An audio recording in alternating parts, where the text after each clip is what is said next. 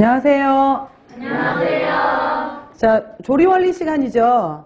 조리원리 같은 경우에는 먼저 보시면은 조리원리는 영양사 시험에서 이제 2교시째 있는 시험이고요. 그 다음에 식품학과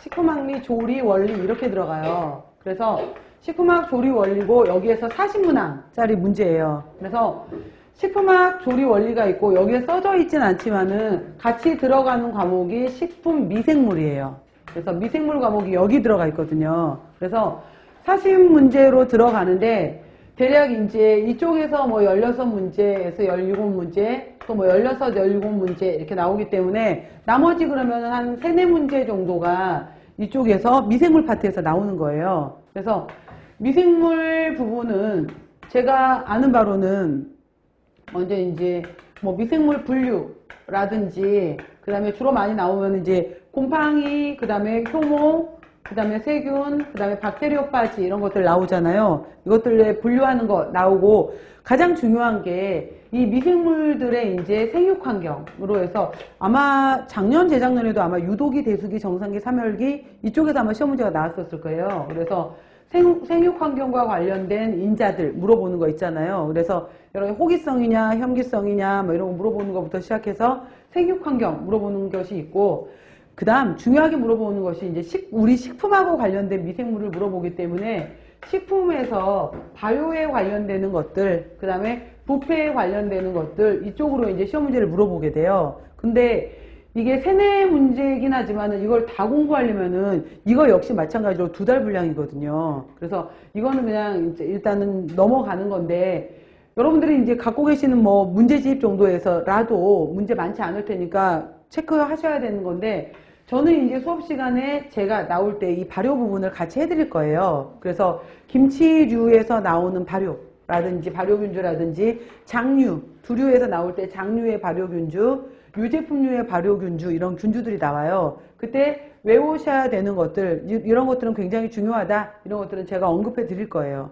그래서 발효 부분이고 아마 부패 부분까지는 따로 뭐 나오지 않더라도 여러분들이 식품위생학도 공부하시잖아요. 거기에서 관련되는 것들이 또 부패 문제로 나오기도 해요. 그러니까 뭐 어느 한 과목을 무시하시지 마시고 공부를 하다 보면 다 연결이 되는 거거든요. 그래서 식품학, 조리원리 이렇게 나오는데 이 조리원리, 그러니까 아마 여러분들이 공부하시면서 느끼시겠지만은 조리원리 같은 경우에 이게 거의 이제 학교에서 여러분들 학부 수업 배우실 때 조리 원리로 공부를 하셨는지 조리 과학으로 공부를 하셨는지 크게는 이제 관련이 없긴 한데 요즘은 이 사이언스, 과학 쪽에 더 가깝게 문제를 내요. 그래서 이 조리 원리 같은 경우에 학생들이 굉장히 쉽게 접근을 하거든요. 근데 쉽지 않아요. 절대 쉽지 않은 거고 어떤 과목이든지 마찬가지지만은 이 과목 같은 경우에도 무조건 처음엔 다 암기예요. 모든 과목은 암기예요. 암기로 시작을 하는 거고 더군다나 조리 원리가 이제 조리 과학 쪽으로 시험 문제가 나오다 보니까 어려워지는데 이 베이스에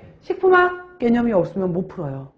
그래서 더 많이 어려워지는 건데 간단한 예를 들면 뭐가 있냐면은 식품학 부분에서 우리가 단백질 대사 부분에 있어서 변성이라는 것이 나오잖아요. 단백질 변성 부분에서 변성은 단백질의 구조에 있어서 1차, 2차, 3차, 4차 구조가 있었을 때 2, 3, 4차 구조는 바뀌지만은 1차 구조에 해당이 되는 펩타이드 구조가 끊어지지 않는 것을 변성이라고 하는 거거든요. 그래서 이제 유도 단백질의 종류에서도 1차 유도 단백질, 2차 유도 단백질에 해당이 되는데 변성은 1차 유도 단백질에 해당이 돼요. 그랬을 때 이 변성이라는 것을 가지고서 또 크게는 이게 화학적 변성에 해당이 되느냐 물리적 변성에 해당이 되느냐라는 것으로 나눌 수가 있어요. 그럴 때 물리적 변성의 가장 대표적인 예에 해당이 되는 것이 압력이에요.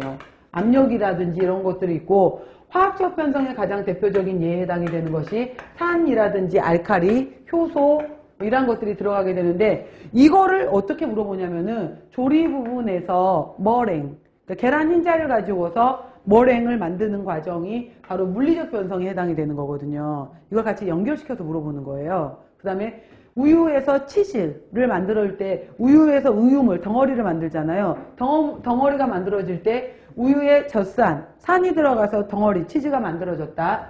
우유에 레닌이라는 효소가 들어가서 치즈가 만들어졌다. 이거를 그냥 치즈 문제로 내는 것이 아니라 화학적 변성 문제로 내는 거예요. 이런 식으로 해서 식품화학과 조리 문제는 굉장히 많이 근접해 있어요.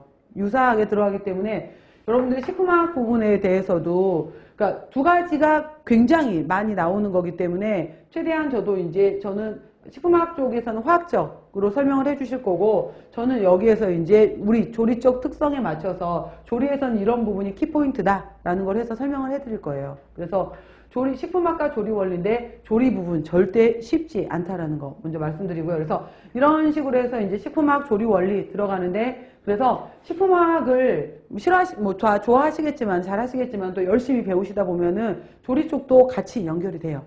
자, 조리 부분 같은 경우에도 첫 번째 개요 한번 맨 앞에 차례를 한번 봐볼게요. 차례 보시면은 어떤 내용들이 앞으로 나올 거냐라고 봤었을 때 1장에서 조리 원리의 개요라고 나와 있잖아요. 그래서 여러분 식품화학 배우셨죠? 그러면 첫 번째 시간에 항상 나오는 게 수분이거든요. 그래서 조리에서도 들어갈 때 항상 나오는 게 이제 물, 열을 가지고서 시작을 하잖아요. 그래서 바로 뒤에 연결시켜서 제가 얘기를 하겠지만은 우리가 조리를 한다라고 했었을 때 조리라는 과정을 짧게 보게 되면은 쿠킹이라고 볼 수가 있는 거잖아요. 그래서 식재료라고 말하는 것을 가지고서 우리가 먹을 수 있는 음식으로 넘어가는 과정을 다 조리라고 하는 거예요. 그랬을 때 이 조리에 들어가는 것에 해당이 되는 것이 일반적으로 물도 들어가고 열도 들어가더라 이렇게 되는 거잖아요. 그래서 1장에서는 들어가는 개요 파트에서는 중요하게 물어보는 것이 바로 조리에 들어가는 물과 조리에 들어가는 열, 그 다음에 조리의 여러 가지 기본적인 원리를 배우는 것이 개요예요. 근데 이 개요는 단독